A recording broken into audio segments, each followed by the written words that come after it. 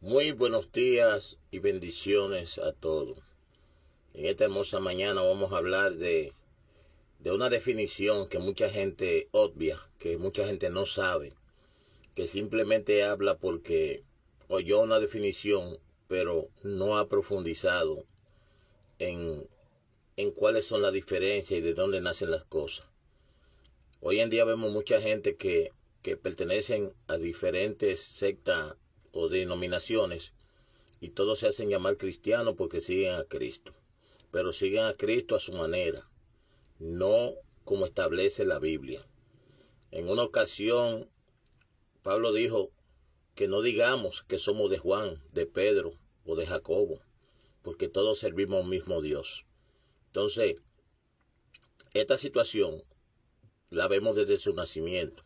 Hoy en día, nosotros sabemos que Jesús, el Nazareno, Jesús, el hebreo, Jesús, el judío, Israel, el pueblo escogido de Dios. Y todo esto lo hacemos como un sancocho de aguacate.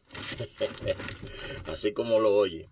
Pero vamos a ver los puntos de partida de estas tres frases, de estas tres naciones, de estas tres definiciones. Hebreo, judío e israelita. La palabra hebreo comienza como cuando Dios le dijo a Abraham que dejara su parentela y se fuera a tierras extranjeras.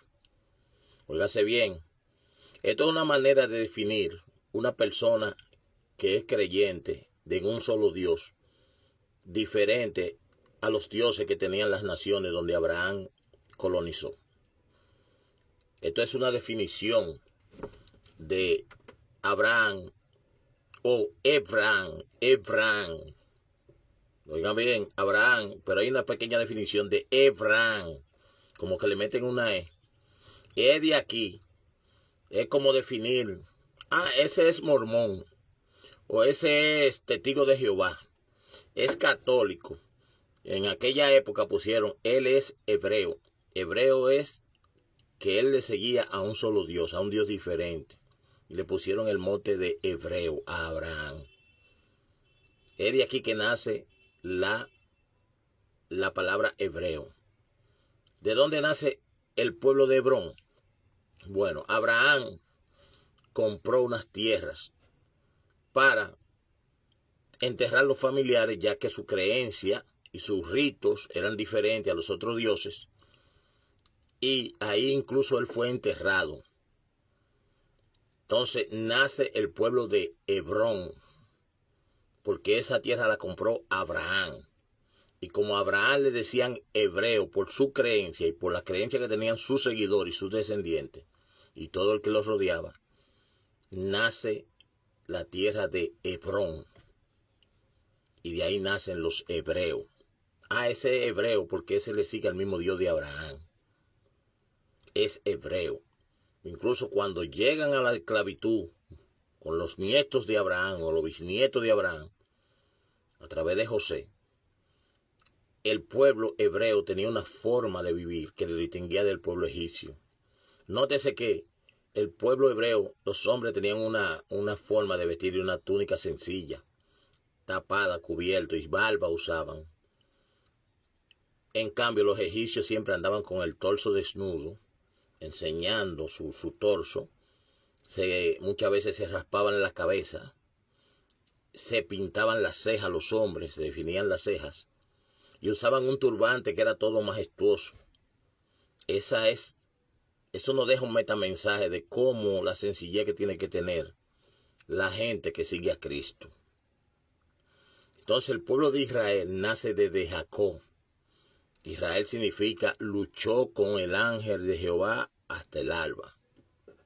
De ahí nace el pueblo de Israel. Y Dios escogió el pueblo de Israel. El principio fue por la lucha que Jacob peleó su bendición. Y él vio sinceridad y entrega en Jacob. Y nace Israel. Por último, la tierra de Judá, de donde era Jesús, nace de la tribu de Judá. Judá era un hijo de Jacob, de los 12 hijos, que desde poniendo un punto de definición, siempre los hermanos han peleado desde su creación. Ahí tenemos el ejemplo de Caín y Abel, el ejemplo de los hermanos de José, que vendieron a José, el ejemplo de Esaú y Jacob, por la primogenitura y por todas estas situaciones. O sea, eso es antiguo, la lucha entre hermanos. Tenemos esos ejemplos. Entonces, los hijos de Jacob, en vez de ser unidos, de ahí nacen las 12 tribus de Judá, las 12 tribus de Israel, las 12 tribus de como usted lo quiera definir. Judá fue un hijo de Jacob y formó una tribu. Y la tribu de Judá nace Jesús, nace David, y así lo fueron definiendo. Y el nombre de Israel, el pueblo escogido por Dios, nace de Jacob. Ahí tenemos las tres definiciones que la gente muchas veces habla, o nos juntamos afuera de la sinagoga a hablar y a debatir y creemos que judío, israelita y hebreo es la misma cosa. En cierto modo es la misma cosa porque el hebreo abarca al judaísmo y abarca al israelita, porque todos son creyentes de Cristo. Ahora bien, tenemos que ser un solo creyente. Por eso Jesús hábilmente dijo: oídlo todo, escucharlo todo, retener lo bueno y rechazar lo malo. Hoy en día la gente busca su propia forma de servir a Dios. Y por eso hay tantos pastores falsos que quieren acomodar un evangelio, ayudar a Dios. A Dios no se ayuda. Usted, el que quiere estar claro de la situación de cómo servirle a Dios, tiene que ir a la Biblia. Vaya a la Biblia, lea la Biblia, no oiga la voz del pastor, oiga la voz de la Biblia. Y lo que usted ve en una iglesia que no está correcto, usted lo deja. Eso de que yo ven que tú puedes usar tú puedes usar pintalabio aquí, tú puedes usar pantalón. El evangelio no es negocio, el evangelio es un solo evangelio. Y póngase guapo, porque Dios no busca cantidad. Dios no necesita ayuda. Dios busca calidad, y lo demostró con el ejemplo del primer rey de Israel, Saúl, que quiso justificar, que cogió del anatema cuando Samuel le dijo de parte de Dios que no tomara del anatema, y lo quiso justificar, decir que era para hacerle holocausto a Dios. ¿Y qué fue los resultados? Que Dios le mandó a decir a él con Samuel: ¿en qué se complace más Dios? ¿En la obediencia o en los sacrificios? Mucha gente hoy están perdidos, y el que quiera oír esto y crea que es para corrección, corrijas. Hay muchos pastores que están hablando un falso evangelio, que lo están acomodando, que lo están dañando y lo están haciendo que se pierda mucha gente creyendo una creencia que la hacen fundamental en su corazón, y mañana no hay quien lo saque de ahí. Pero ¿qué pasa? Que el pastor tiene más responsabilidad ante Dios que un ser humano común, porque el pastor tiene que responder por su conducta y tiene que responder por las almas que se pierdan, por él inculcarle una falsa doctrina. Hay pastores que destruyen matrimonios, que destruyen hogares, que incitan a la gente habilidosamente a cosas disfrazadas de buenas, malas. Así que ahí tienen su definición y su situación. Defina usted si anda en lo correcto.